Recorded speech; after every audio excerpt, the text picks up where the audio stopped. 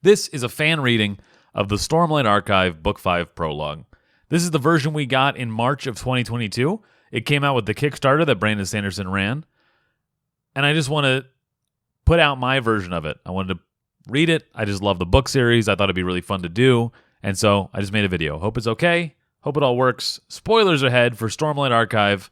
This is the Book 5 Prologue as we got in that Kickstarter. Thanks, guys. Gavilar Kholin was on the verge of immortality. He merely had to find the right words to say. He walked in a circle around the 9 honor blades, driven point first into the stone ground. The air smelled of burned flesh. A sickening, charred scent made all the more nauseating by the body's hunger response to it.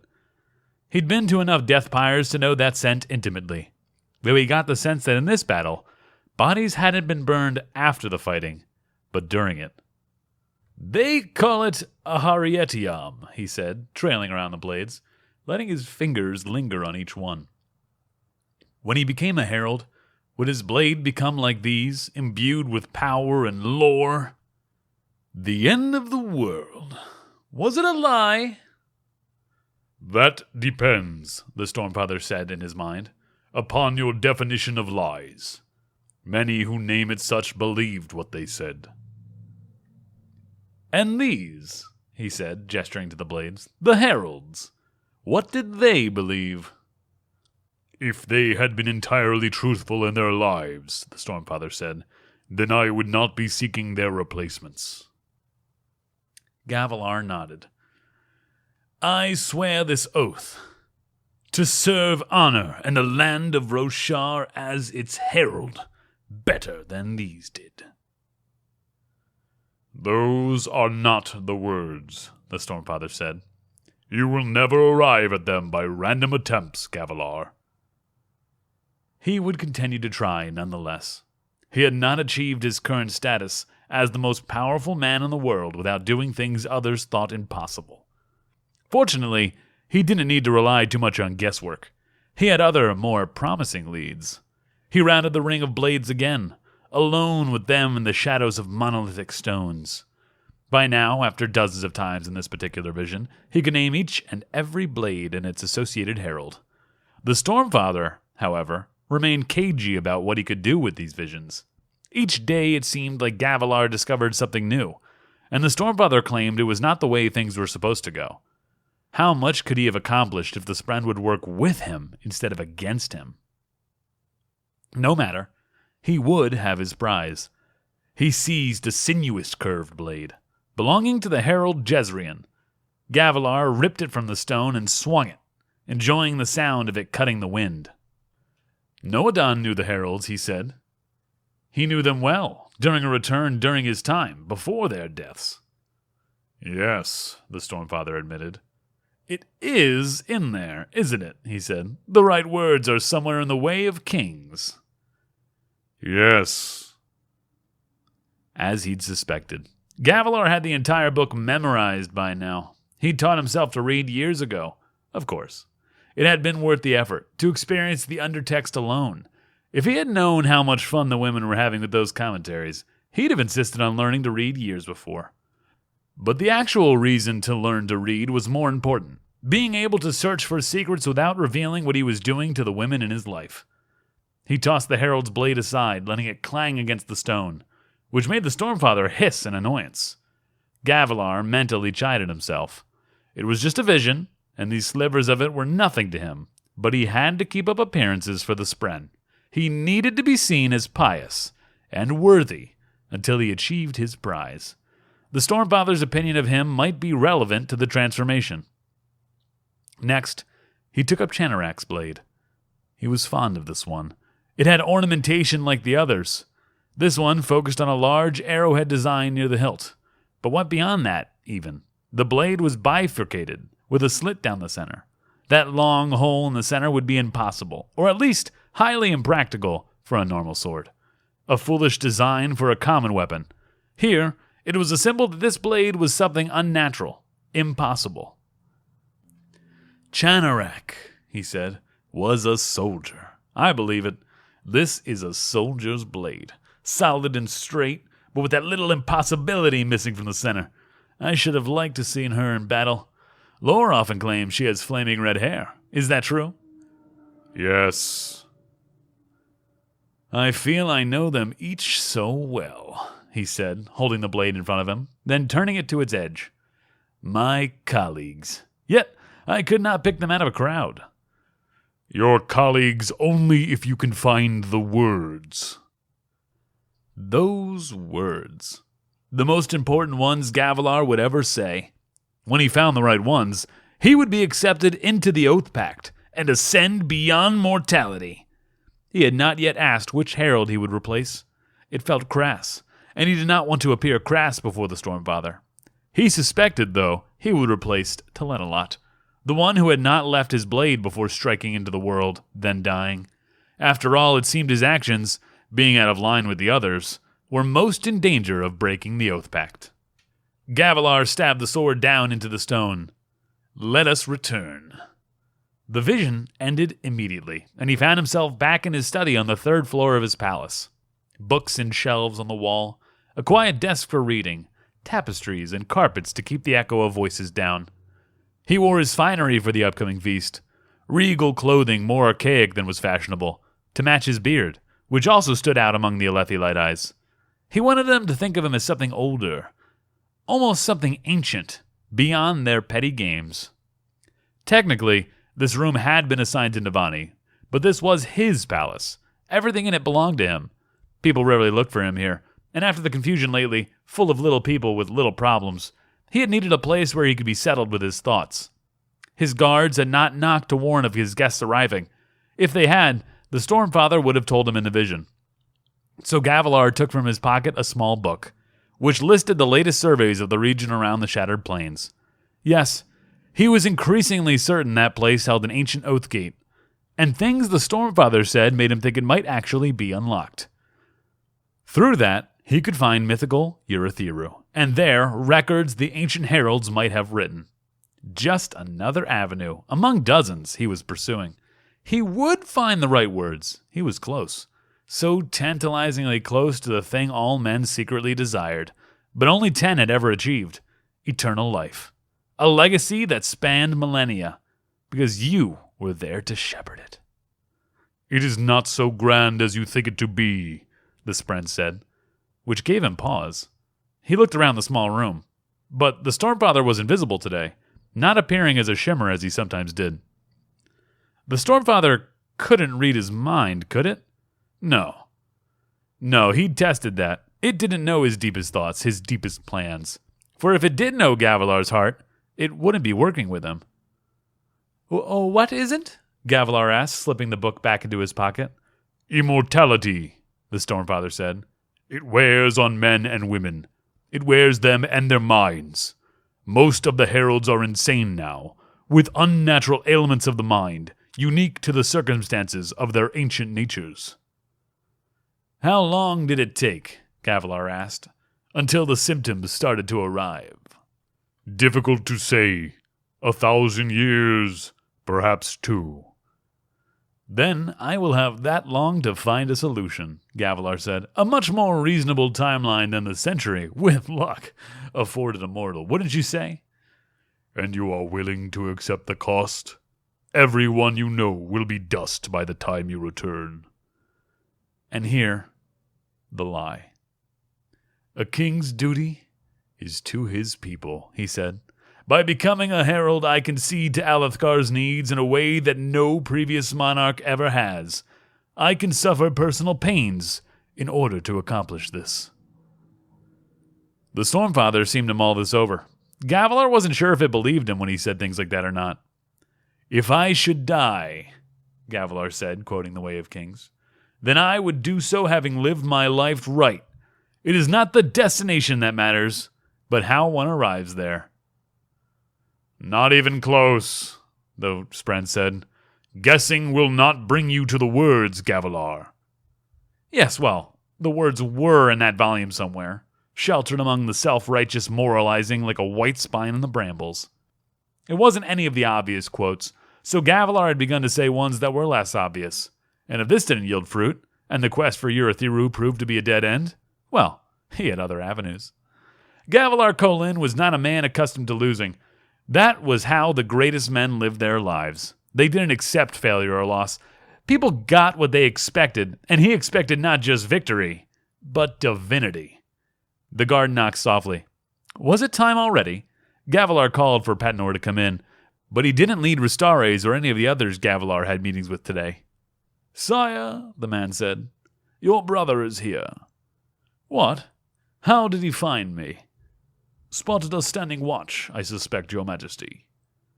"Bother. Let him in," Gavilar said. The guard bowed and withdrew. A second later, Dalinar burst in, as graceful as a three-legged chull. He slammed the door and bellowed, "Gavilar, I want to go talk to the Barshindi." Gavilar took a long, deep breath. "Brother, I warned you to stay away from the creatures. This is a very delicate situation, and we don't want to offend them." "I won't offend them," Dalinar grumbled. He wore his takama, an old-fashioned warrior's garb with open-fronted robe showing a powerful chest, but with some gray hairs. He pushed past Gavilar and threw himself down into the seat by the desk. That poor chair.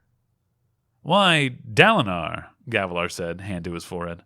"Why do you even care about them?" "Why do you?" Dalinar demanded.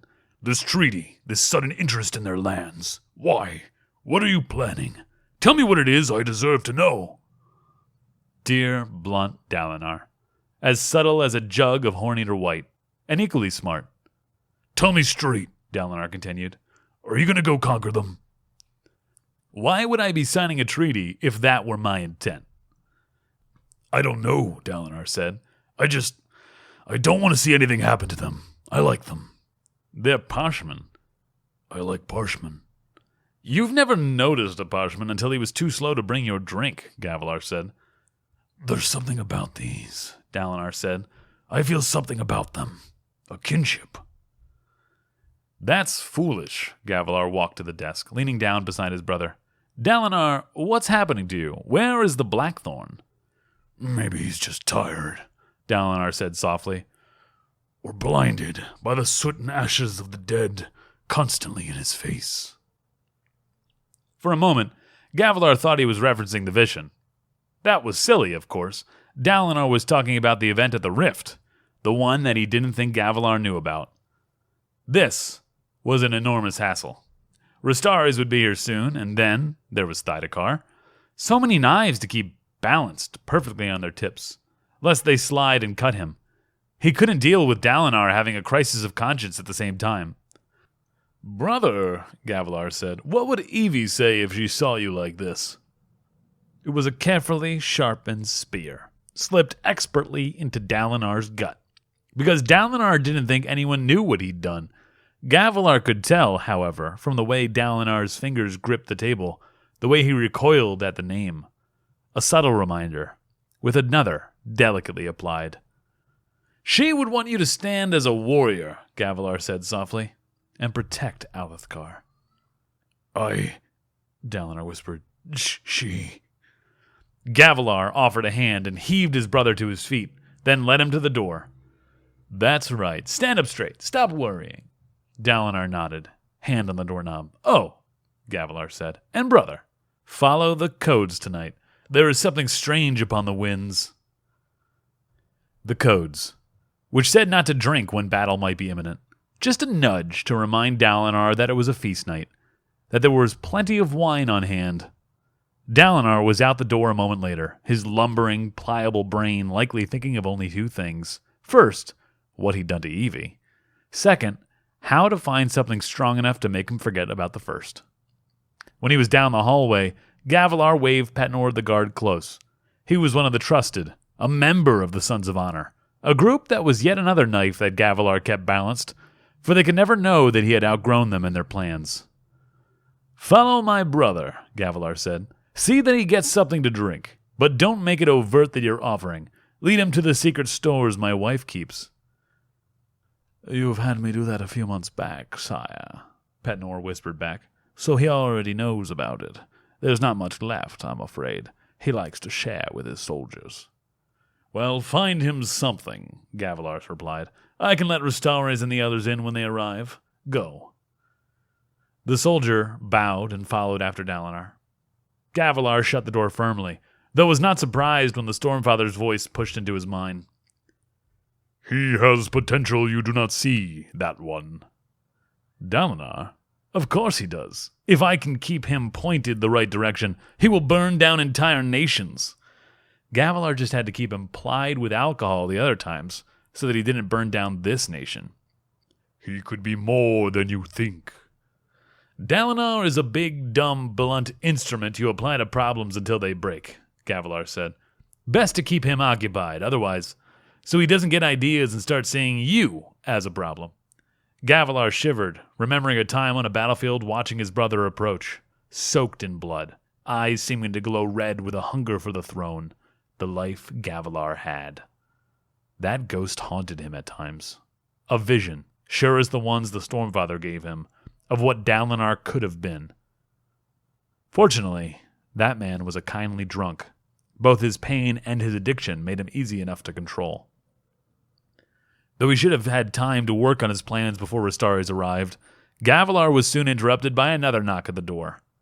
He answered it himself, and found nothing outside, until the Stormfather hissed warning in his mind, and he felt a sudden chill.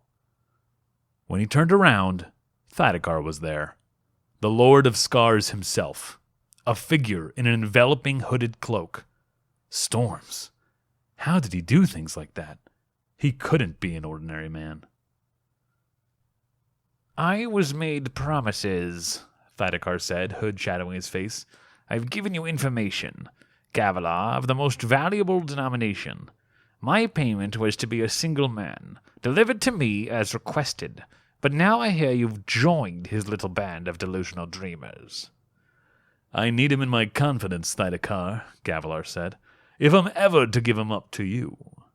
It seems to me, Thydakar said, that you're less interested in our bargain and more interested in your own motives.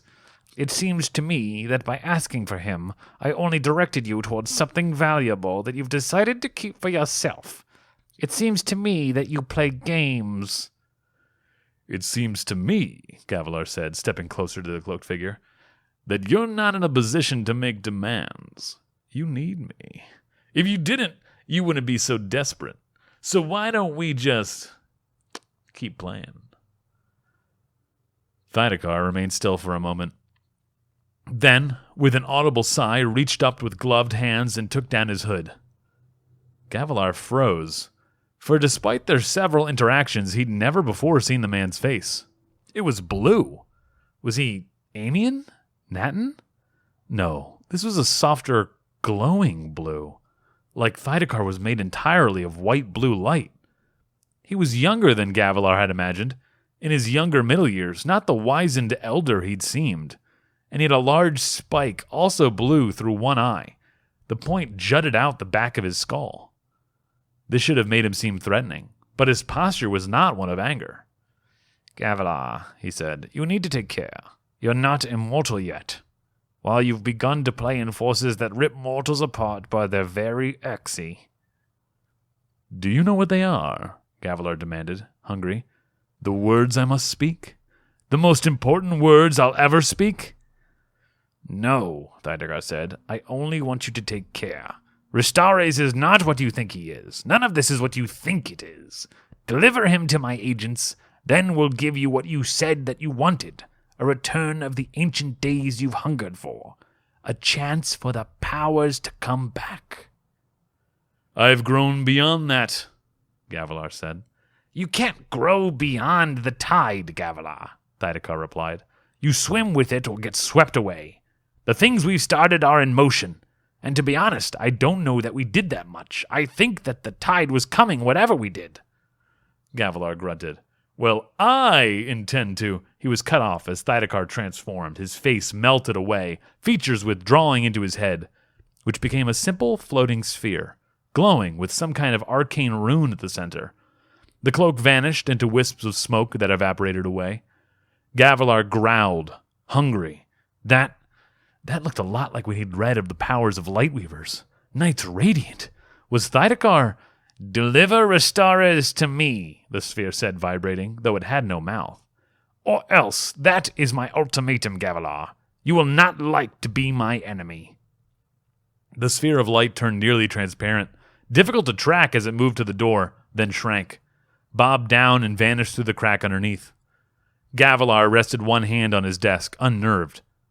"What was that?" he demanded of the Stormfather. "Something dangerous," the Spren replied in his mind. "Radiance?" "No. Similar, but no." Gavilar had intended to work on his plans before his next meeting, but he found himself trembling, which was stupid. He was a storming king, soon to be a demigod. He would not be unnerved by cheap tricks and vague threats. Still, he sat down at his desk, breathing deeply. It held a few scattered notes and diagrams from his wife's latest mechanical obsessions. Not for the first time, he wondered. Would Navani be able to crack this question? Should he bring this all to her? He missed the way they'd once schemed together, during the days when they'd been conquering Alethkar. How long had it been since they'd all just laughed together? He, Ialai, Aesudan, and Sadeas? Unfortunately, this wasn't the kind of secret you shared.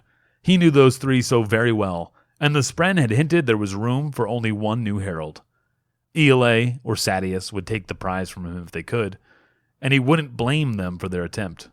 Navani, though, he wondered. Could he trust her? Would she try to take the prize? Would she even see its value? She was so clever, so crafty in some ways, and yet, when he spoke of his goals for a greater legacy, she got lost in the details, refusing to think of the mountain because she worried about the placement of the foothills. He regretted how things had been between them lately, that coldness grown over, their relationship. It was infecting his relationship with his children as well. Thinking of that sent a stab of pain into his heart. He should... "Everyone you know will be dust by the time you return." Perhaps this way was best. He had plans to mitigate his absence from this world, but he couldn't say for certain if they would work. It might take several tries to perfect his management of the returns of the enemy. So, fewer attachments seemed better, to allow for a cleaner cut, like made with a sharp blade. Forced his mind to his plans, preparing well by the time Restares arrived. The balding man didn't knock. He just peeked in, nervously checking each of the corners. Then he slipped in. He was followed by a shadow, a tall, imperious Makabaki man with a birthmark on one cheek. Gavilar had heard of his arrival, had told the two to be given rooms and treated as ambassadors, but he hadn't yet had a chance to speak with this second man.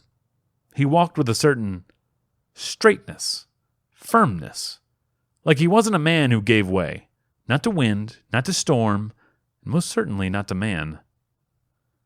"Gavilar Kholin," the man said, not offering a hand or bow. "It is good to finally speak to you." They locked stares. Gavilar was impressed immediately. When Restares had first asked to bring a friend for this trip, Gavilar had expected, well, someone more like Restares himself.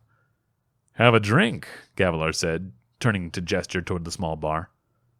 "No," the man said simply. "Not even a thank you or a compliment." "Interesting. Intriguing." Restares instead scuttled over like a child offered sweets. Even still, after several years knowing the man, even joining this newest incarnation of his organization, Gavilar found Restares to be odd. The short, balding man sniffed at each of the wines, then didn't take one. He had never trusted a drink in Gavilar's presence, but always checked anyway. As if he wanted to find poison, to prove to himself his paranoia was justified. "Sorry," Restares said, wringing his hands. "Sorry, not thirsty today, Gavilar. Sorry." He was an odd one, to have caused so much concern. Gavilar was close to tossing him aside, to seizing control of the entire organization. But why was Thydakar so interested in Restares, hunting him? Plus, periodically, Restares would surprise Gavilar. Who was this man? Surely he couldn't actually be someone important. Perhaps his friend was the true power behind all of this. Could that be the case? Could Gavilar have been kept in the dark for 2 years about something that important? "I'm glad you were willing to meet," Restares said. "Yes, because, so, announcement! I have an announcement." Gavilar frowned.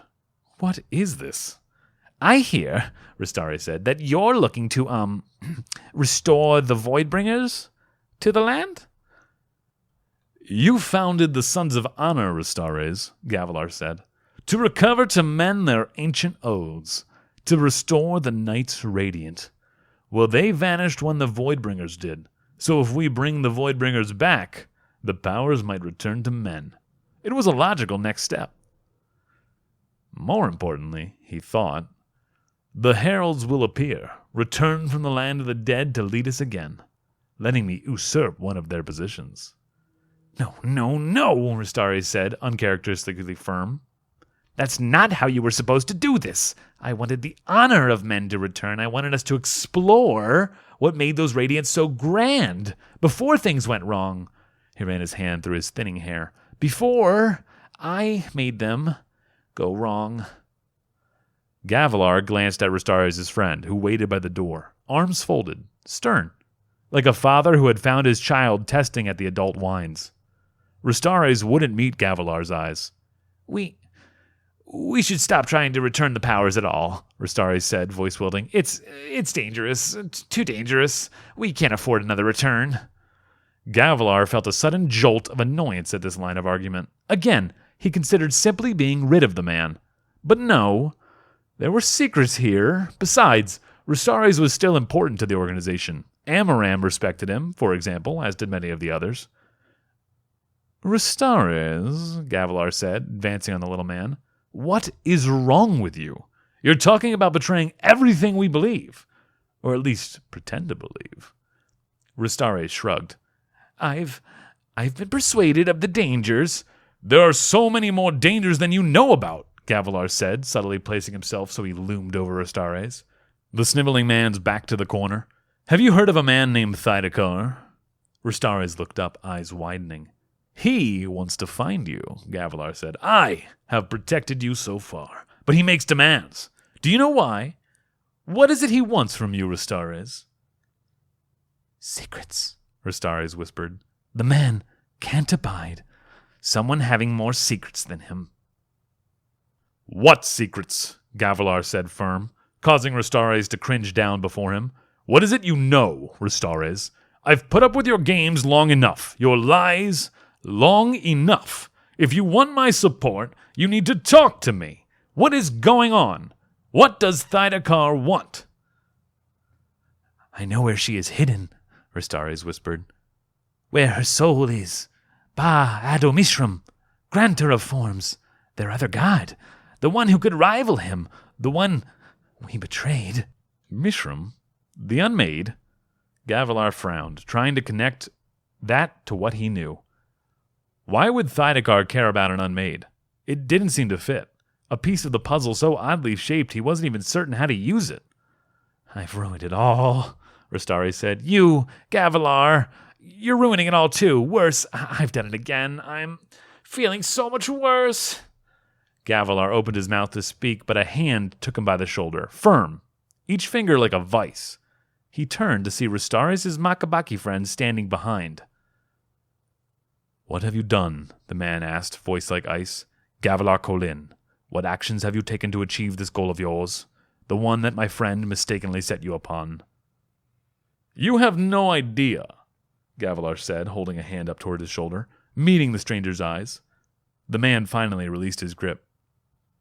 Gavilar took from his pocket a pouch, then casually spilled a group of spheres onto the table. I'm close, he said, to achieving what we want, what we need. Restares, you must not lose nerve now. The stranger took in the spheres, eyes wide. He reached toward one of the ones that glowed with a dark, almost inverted violet light. Impossible light, a color that should not exist. As soon as the stranger's fingers got close, he pulled them back, then looked with wide eyes to Gavilar. You are a fool, Restares' friend said. A terrible fool of a man charging toward the high storm with a stick, thinking to fight it. What have you done? Where did you get void light? Gavilar smiled. It is set into motion, all of it. He looked to Restares. The project was a success. The man perked up. It did? Is that? He looked to his friend. This could work. Nail. We could bring them back, then destroy them. It could work. Nail. Oh, storms. Gavilar knew, but tried to ignore that Restares pretended to be a herald, as if to try to make Gavilar and others impressed. never knowing that Gavilar himself had become familiar with the Stormfather, who had told him the truth, that the Heralds had all long since returned to fight on Damnation. So is this man, called Nail, pretending to be Nalan, Herald of Justice? He had the look. Many of the depictions painted him as an imperious Makavaki man, and that birthmark, it was strikingly similar to one on several of the older paintings. But no, that was ridiculous. To believe that, he'd have to believe that Restares, of all people, was a herald. Though, he could almost believe it of this newcomer. Gavilar watched the man. He had hoped that the display with the spheres would persuade them to move forward. Instead, the stranger looked as if he'd locked up, becoming a monolith, as if made of stone instead of a man. "This is too dangerous," he said. "Far too dangerous, what you do." Gavilar continued to hold his gaze. The world would move to his desires. It always had before. "But you are," the man eventually said, stepping back, changing his posture, leaning against the bookcase. "The king, your will is law in this land." His expression calmed, or rather, became masked. "Yes," Gavilar said, "that is right. My will is law. I am the law." And he would soon be so much more. "Restares," he said, "I have more good news. These experiments are working, all of them. We can move Voidlight from the storm here. Move it between here and Damnation, as you've wanted." "That's a way," Restares said, looking to Nail. "A way, maybe, to escape." Nail waved to the spheres. "So that's it? Well, being able to bring them back and forth from Braze doesn't mean anything. It's too close to be a relevant distance." "It was impossible only a few short years ago," Gavilar said. "This is proof. The connection is not severed, and the box allows for travel. Not yet far as you'd like, but we must start the journey somewhere." He wasn't certain why Restares was so eager to be able to move light around in Shadesmar, from different realms to another. It was one of the things he'd been most eager to know, and Thydakar, well, he seemed to want this information as well. A way to transport Stormlight and this new Void Light long distances, safely. There was a value here. Did it have to do with his quest? Was this how he'd get the Heralds to return? Trap their souls in gemstones? Put them in an aluminum box and transport them to Alethkar?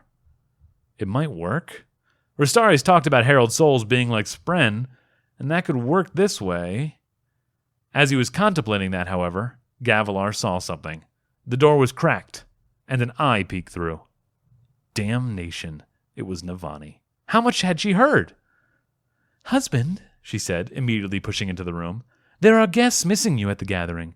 You seem to have lost track of time." She acted as if she hadn't been spying. He smothered his anger at that for now, turning to Restares and his friend. "Gentlemen, I will need to excuse myself." Restares again ran his hand through his wispy hair. "I want to know more of the project, Gavilar. Plus, you need to know that another of us is here tonight. I spotted her handiwork earlier." "Another one?" "Another son of honor." No, he was speaking of a herald. He was growing more delusional. He'd found himself a man to be Nail? Who else had he decided he'd found? "I have a meeting shortly with Meridas and the others," Gavilar said, calmly soothing Restares. "They should have more information for me. We can speak again after that." "No," the Makimaki man growled. "I doubt we shall." "There's more here, Nail," Restares said, though he followed as Gavilar ushered the two of them out. "This is important. I want out. This is the only way." Gavilar shut the door, then turned to his wife. Damnation! She should know better than to interrupt him when in meetings with his visitors. Storms. The dress was beautiful, her face more so, even when angry. Staring at him with brilliant eyes, a fiery halo almost seeming to spread around her. Again, he considered. Again, he rejected the idea. If he was going to be a god, best to sever attachments. The sun could love the stars, but never as equals. Sometime later, after he'd seen to Navani and made an appearance at the feast, Gavilar finally slipped away to be by himself again. In his chambers this time, rather than her study. A moment of peace. To confront what he'd learned.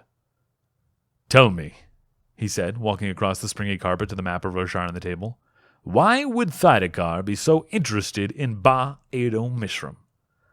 As he sometimes did, the Stormfather formed a rippling in the air beside Gavilar, vaguely in the shape of a person, but indistinct, without color or really form, like the wavering in the air made by the great heat on the stones.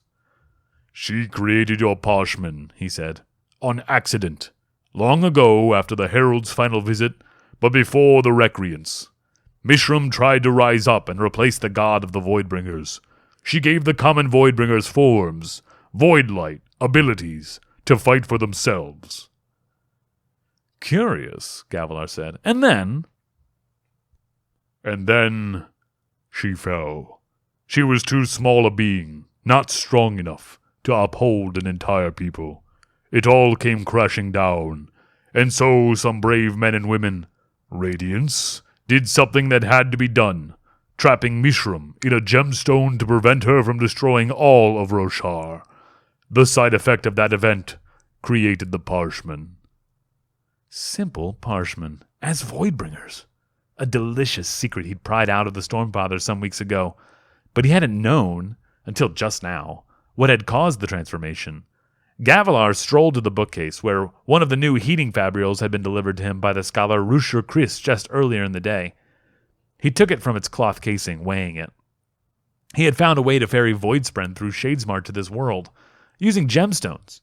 Who would have thought Navani's pet area of study would be so useful? So he'd begun to invest more into sponsoring Artifabrians, learning what they were doing with their art. Because he didn't just want the Voidbringers here, he wanted them indebted to him. This had to play out the way he wanted, and if that conniving Axindwith eluded his grasp, he'd have to do it without her. He thought he heard a faint crackling sound from the Stormfather. Lightning? How cute. "You've never challenged what I'm doing," Gavilar said. "I would have thought that returning the Voidbringers would be opposed to your very nature." "Opposition sometimes is needed," the Stormfather said. "You will need someone to fight, should you take the position I am offering you." "Give it to me," Gavilar said. "Now! I need it!" The Stormfather turned a shimmering head his direction. "That was almost them." "What? Those?" Gavilar said. "Those were almost the words? A demand?" "So close, and so far." Gavilar smiled, hefting the fabrial, thinking of the flame spren trapped inside. He was going to figure those words out soon, wasn't he? The Stormfather seemed increasingly suspicious. Hostile. And if things did go poorly, well, could he trap the Stormfather himself in one of these?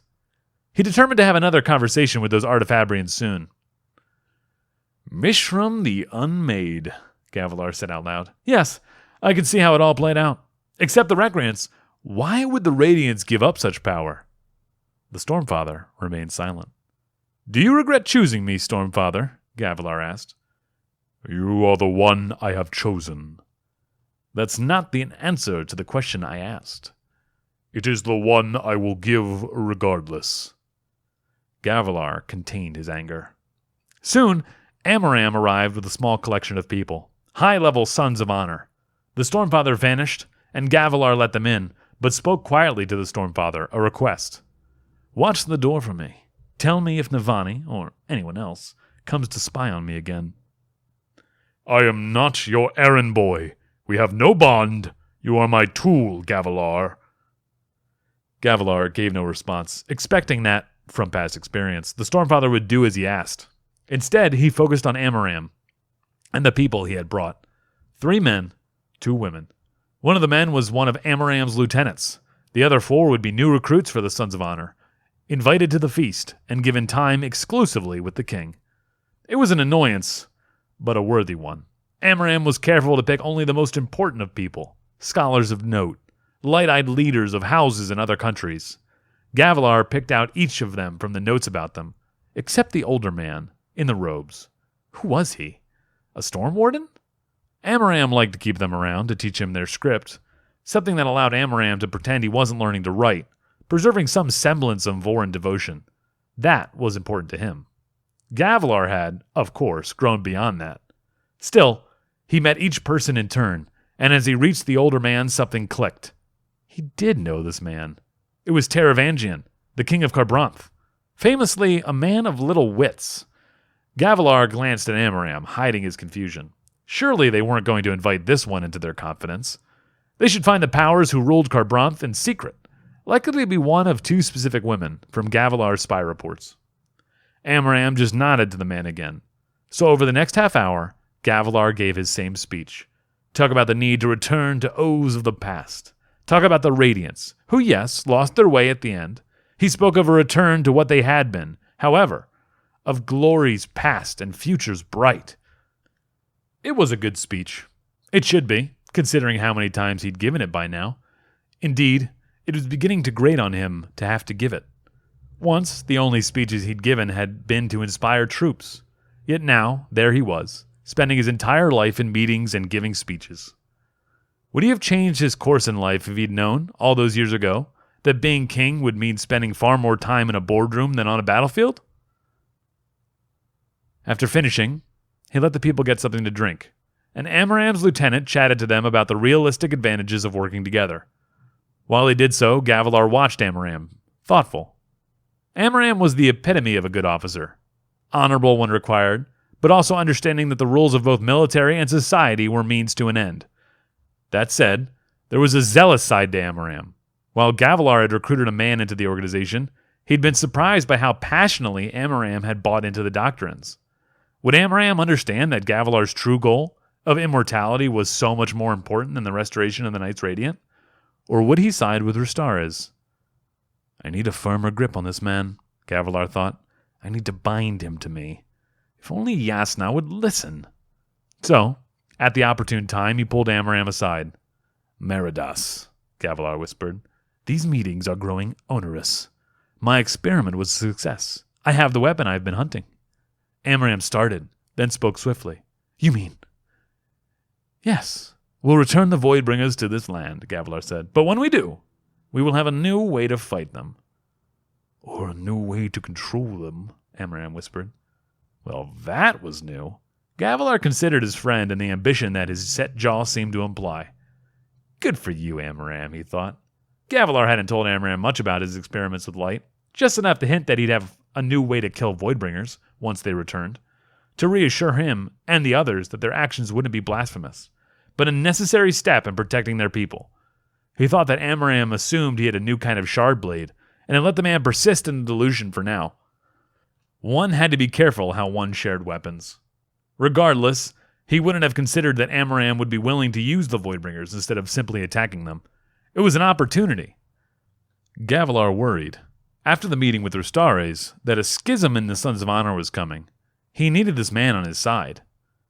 We must return the desolations, Gavilar said. Whatever the cost, it's the only way. I agree, Amram said. Now more than ever. He hesitated. Things did not go well with your daughter earlier. I thought we had an understanding there. You just need more time, my friend, to win her over. Amram hungered for the throne like Gavilar hungered for immortality. And maybe Gavilar would reward him with it. Elhokar, for certain, did not deserve to sit in it. That was exactly the opposite of the legacy Gavilar wanted. He sent Amram back to talk to the others, and after they enjoyed their drinks for a short time, Gavilar would give another short speech. Then he could be on to more important... He frowned, noticing that one of the new recruits wasn't conversing with the others. The elderly man, Taravangian, instead stood to the side, staring at the wall map of Roshar. The others at something Amram said as he approached. Taravangian didn't look away at the sound. Gavilar strode over, but before he could speak, Taravangian did.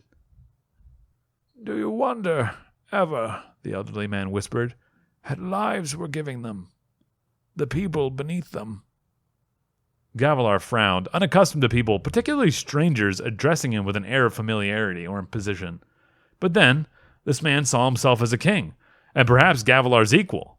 Laughable, considering that Taravangian ruled only one small city, but then the man was said to be unremarkable. I worry less about their lives now, Gavilar said, and more about what might be to come. Taravangian nodded, looking thoughtful. That was a good speech, he said. Inspiring. Do you actually believe it? Would I say it if I didn't? Of course you would. A king will say whatever needs to be said. Wouldn't it be grand if that were always what he actually believed? Yes, grand. He looked at Gavilar, smiling. Do you actually believe the Radiance can return? Yes, Gavilar said. I do. And you are not a fool, Taravangian said, musing. So you must have good reason. I find that more interesting than the words themselves. Gavilar found himself revising his earlier opinion. A little king was still a king, and perhaps, in all of the dignitaries in the city tonight, here was one who might, in the least amount, understand demands put on the man pressed between crown and throne. A danger is coming, Gavilar said softly, shocked at the sincerity he felt. To this land, this world, an ancient danger. Taravangians narrowed his eyes. The desolation is near, Gavilar said. The Everstorm, the night of sorrows. Taravangian, remarkably, grew pale. He believed. Gavilar felt foolish whenever he tried to explain the true things that the Stormfather had told him, for he knew they sounded ridiculous. He worried people would think him mad for speaking them. Yet this man believed him with no persuasion? Where, Taravangian asked, did you hear those words? I don't know that you'd believe me if I told you.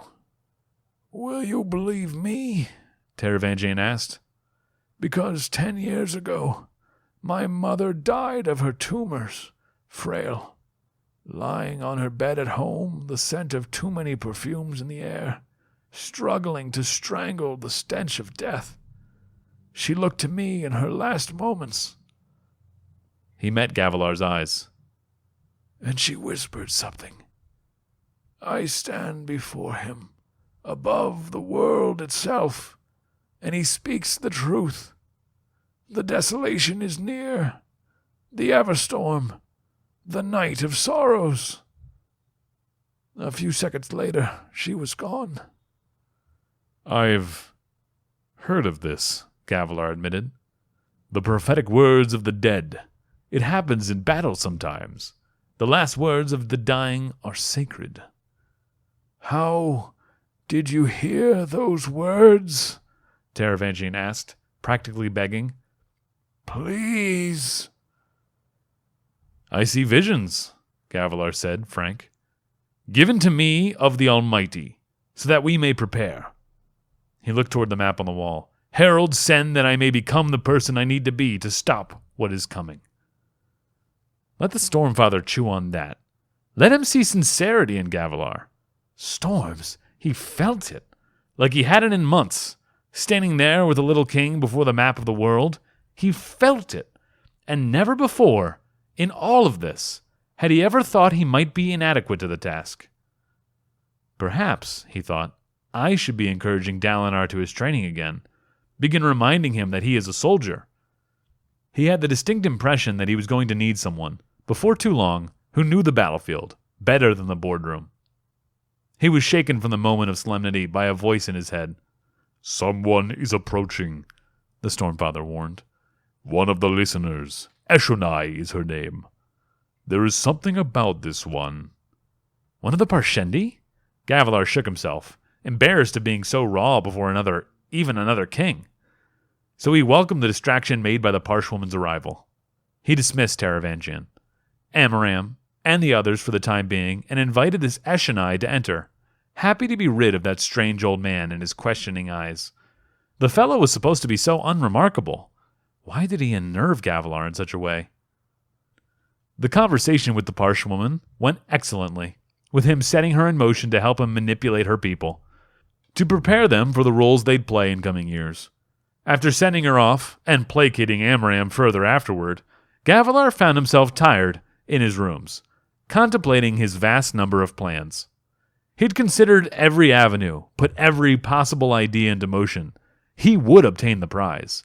He was sure of it. But today, he was starting to feel worn down by it. He even had another meeting or two today. Sadeas would be on his way even now. It all felt like so much.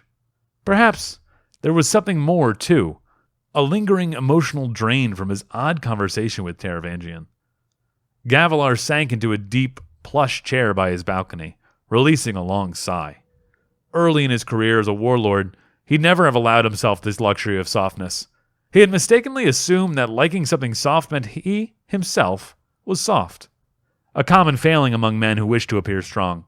By being so afraid, they gave simple things power over them. It was not weakness to relax, to think. The air shimmered in front of him. "A full day," Gavilar said. "Yes." "The first of many such. I will be mounting an expedition back to the Shattered Plains soon. We can leverage my new treaty to obtain guides, promises, a way to forge inward to the center, toward Urithiru." The Stormfather did not reply. Gavilar wasn't certain if the Spren could be said to have human mannerisms. Sometimes it seemed so, and others it seemed completely unfathomable. Today, though, that posture turned away, hinted at in the warping of the air, that silence. "Do you regret," Gavilar asked again, "choosing me?" "I regret," the Stormfather said, "the way I have treated you. I should not have been so accommodating. It has made you lazy." "This is lazy," Gavilar said, forcing himself to sound amused and not reveal his annoyance. "I've made grand plans." "You do not consider with reverence the position you seek," the Stormfather said. "I feel you are not the one that I need, that I decided to find." "You said that you were charged with this task," Gavilar said. "By honor, finding someone to show the visions, to prevent calamity. You didn't decide anything. You were instructed to do all of this." "That is true. I do not speak in human ways.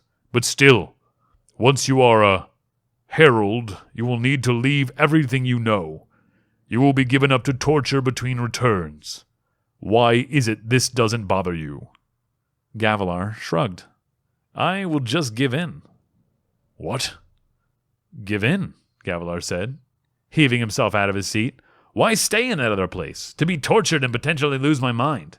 I give up each time and return immediately." "The Heralds stayed in damnation to keep the Voidbringers away, to prevent them from overrunning the world, to lock them and seal them away. They are the 10 fools for that," Gavilar explained, pouring himself a drink from the carafe near his balcony. "If I cannot die, I will be the greatest king this world has ever known. Why lock my knowledge and leadership away in another world?" "To stop the war." "Why would I care to stop a war?" Gavilar asked, this time genuinely amused. "War is the path to glory, to training our people to recover the Tranquiline Halls. I will never die, and never know that place. But my people, well, they should be properly trained, don't you think?" He turned back to the Shimmer, taking a sip of orange wine.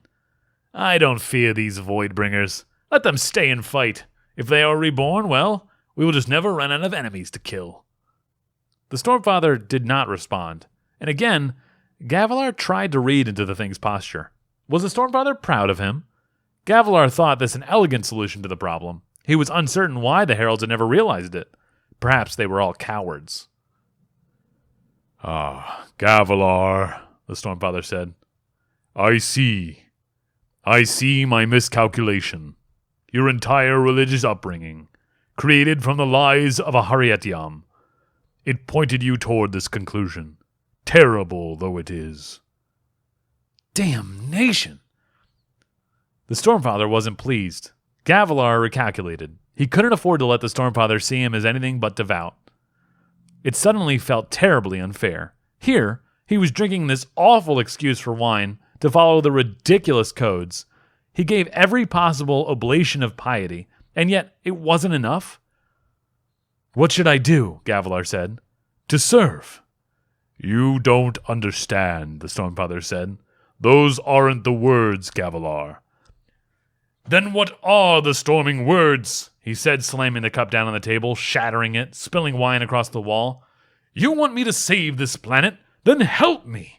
Tell me what I'm saying wrong." "It's not about what you are saying. That is not what is wrong." "But—" Suddenly, the Stormfather wavered. Lightning pulsed through his shimmering form, lighting Gavilar's room with an electric glow. Blue frost on the rugs, pure light reflecting in the glass of the balcony doors. Then, the Stormfather cried out, a sound like a peal of thunder, agonized. "What?" Gavilar said, backing up. What happened? A herald has died. No, I am not ready. The Oath Pact. No, they mustn't see. They mustn't know. Died? Gavilar said. Died? You said they were already dead. You said they were in damnation, being tortured. The Stormfather rippled. Then a face emerged in the Shimmering. 2 eyes like holes in a storm, clouds spiraling around them and leading into the depths. You lied, Gavilar said. You lied? Oh, Gavilar, there is so little you do not know, so much you assume, and the two never do manage to meet, like paths to opposing cities. Those eyes seemed to pull Gavilar forward, to overwhelm him, to consume him. He'd never seen anything like this before.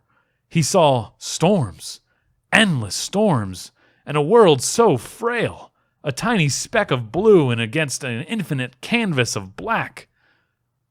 The Stormfather could lie? Rustares, Gavilar whispered. Is he? Yes. Gavilar felt cold, as if he were standing in the high storm, ice seeping through his skin, seeking his heart. Those eyes. What are you? Gavilar whispered, hoarse. The biggest fool of them all, the Stormfather said, and the thing that is miscalculated. Goodbye, Gavilar. I have seen a glimpse of what is coming, and I will not prevent it. What? Gavilar demanded, stepping forward. What is coming? Your legacy. The door slammed open. Sadeas, puffing red-faced from exertion. Assassin! He said. Coming this way! Killing gods! We need your armor! Gavilar regarded him, stunned. Then one word cut through. Assassin. I've been betrayed, he thought, and found that he was not surprised. He'd been expecting this. It had been in the balance for weeks. One of them was bound to come for him. But which one? Gavilar! Sadeas shouted. Your armor! Teorim wears it. Damnation, Sadeas said, throwing open the door. Mine is nearly here. You brought your armor to the feast? Of course I did, Sadeas said, looking back at him. I don't trust those Parshendi. You do well to emulate me. Trusting too much could get you killed someday. Screams sounded in the distance, but just outside the room. Gavilar saw the Sadeas armorers hurrying forward, carrying his shard plate, unpacked, ready. Hold off the assassin, Gavilar said. I'll run for Teorim and return when I have my plate. I have a better idea, Sadeas said. Give me a cloak. Gavilar hesitated, then met his friend's eyes. You do that? I worked too hard to put you on that throne, Gavilar, Sadeas said, grim. I'm not going to let that go to waste. Thank you, Gavilar said. Sadeas shrugged, pulling on the cloak as the armorers ran, by his command, to suit up Gavilar instead. Whoever this assassin was, he'd find himself outmatched by a shard bearer. As he was armored, Gavilar glanced toward where the Stormfather had been standing, but the shimmer was gone. Gavilar had been betrayed, but by whom? Spren couldn't lie. They couldn't. He'd learned that from the Stormfather. Blood of my fathers, Gavilar thought, as the plate locked onto his legs. What else did he lie to me about? And why, on all of Roshar, would it have done so? Gavilar fell, and he knew, even before he hit, this was it. The ending. A legacy interrupted. An assassin who moved with an otherworldly grace, stepping on wall and ceiling, commanding light that bled from the very storms. Gavilar hit the ground, surrounded by the wreckage of his balcony, and he saw white in a flash. But his body didn't hurt. That was an extremely bad sign. Thydakar, he thought, as a figure rose before him, shadowed in the night air. Only Thydakar could send an assassin who could do such things as this. He coughed as the figure loomed over him. I expected you to come, Gavilar forced out. The assassin moved and knelt before him, though. Gavilar couldn't see anything more than the shadows. Then something changed, and the being in front of him, doing something Gavilar couldn't make out, started to glow like a sphere, like he'd been doing before. Blood of his fathers. You can tell Thydakar, Gavilar whispered, that he's too late. I don't know who that is, the assassin said, the words barely intelligible. The man held his hand to the side, summoning a blade. This was it. Behind the assassin, a halo, a corona of shimmering light. The Stormfather. It was not me, the Stormfather said in his head. I did not cause this. I do not know if that brings you peace or not in your last moments, Gavilar. But then who? Gavilar forced out. Restares? Sadius? I never thought. My masters are the Parshendi, the assassin said. Gavilar blinked, focusing on him again as the man's blade formed. The Parshendi? That makes no sense. I warned you, Gavilar, the Stormfather said. This is my failure as much as yours. If I try again, I will do it differently. I thought, your family. His family. In that moment, Gavilar saw his legacy crumbling. He was dying. Storms. He was dying. What was left to him? What did anything matter if he was dying? He couldn't. He was supposed to be eternal. You've invited the enemy back, he realized. The end is coming, and your family, your kingdom, will have no recourse, no way to fight, unless... Hand quivering, he reached toward his pocket and pulled out a sphere. The weapon. They needed to have this. His son. No. His son could not handle this. They needed a warrior. A true warrior. One that Gavilar had been doing his best to suppress for years, out of a fear he had barely dared acknowledge, even as he drew his last ragged breaths. Dalinar. Storms helped them. It came down to Dalinar. He handed the sphere toward the Stormfather, his vision fuzzing. Thinking was difficult. You must take this, Gavilar whispered to the Stormfather. They must not get it. He seemed dazed. Tell my brother, he must find the most important words a man can say. No, the Stormfather said, though a hand took the sphere. Not him. I'm sorry, Gavilar. I will never trust your family again. I made that mistake once. I will not do so again. Gavilar exhaled a whine of pain, not from his body, but from his soul. He had failed. He had brought them all to ruin. That, he realized with horror, would be his legacy. And in the end, Gavilar Kholin, heir to the Heralds, died, as all men ultimately must. Alone.